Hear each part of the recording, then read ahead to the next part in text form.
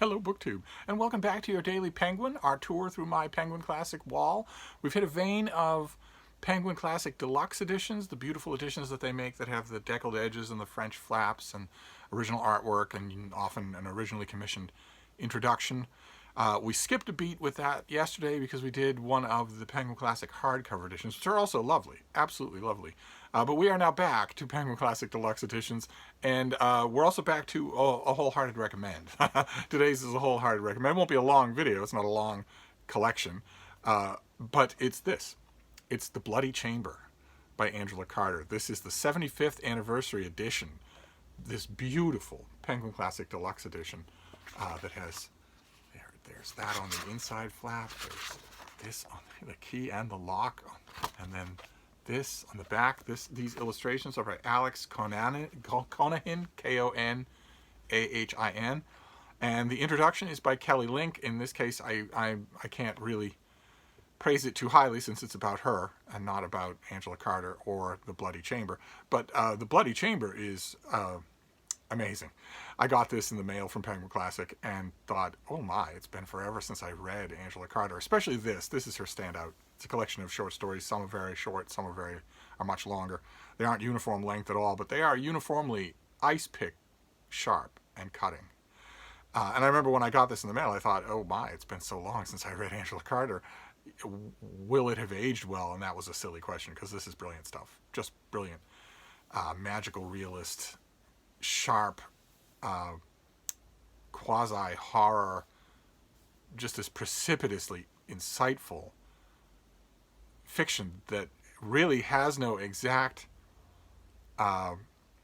counterparts. It's close. It has some close counterparts. Most of, for instance, well, there are other writers along this line that we're going to get to in Penguin. I don't think I have any Penguin Classic Deluxe editions of them, but the kind of this kind of new weird Ligotti would be one.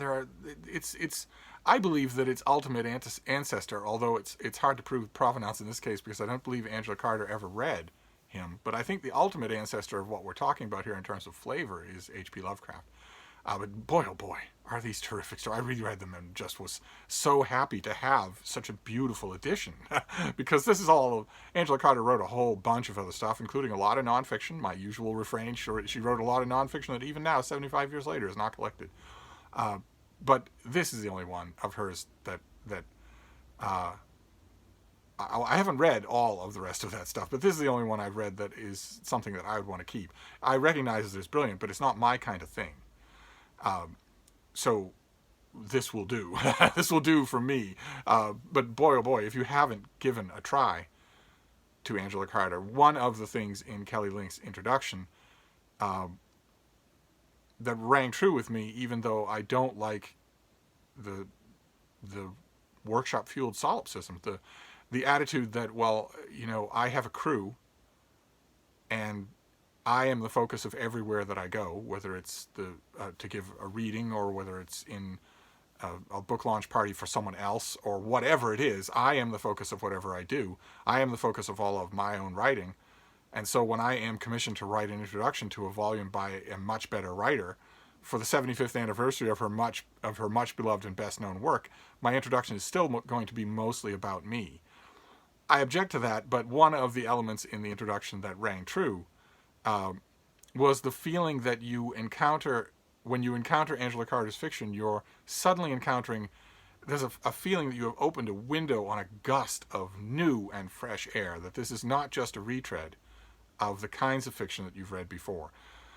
That is very much true. I had that impression all over again when I reread this, and I may reread it again. I didn't remember that I had this, so I'm going to put it back with these Penguin Classic Deluxe editions that we're dealing with. And that's going to be your Penguin Classic. Your Daily Penguin for today is actually going to be very short. There's not much to this other than to recommend it.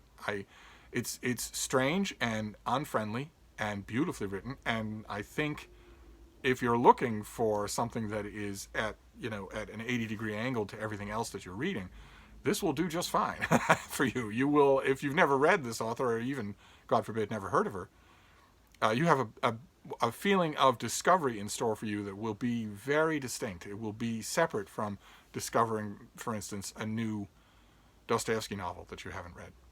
It'll be a new kind of reading. So that in that case, it counts as a recommend. And also, how can this Penguin Classic Deluxe Edition not count as a recommend? It's a beautiful, beautiful thing. So that's gonna do it for today. Sorry, once again, no Frida. She is here in the room. She's curled up tight in a ball with her nose tucked under her hind legs at the small of my back to conserve heat, as one does in mid-May.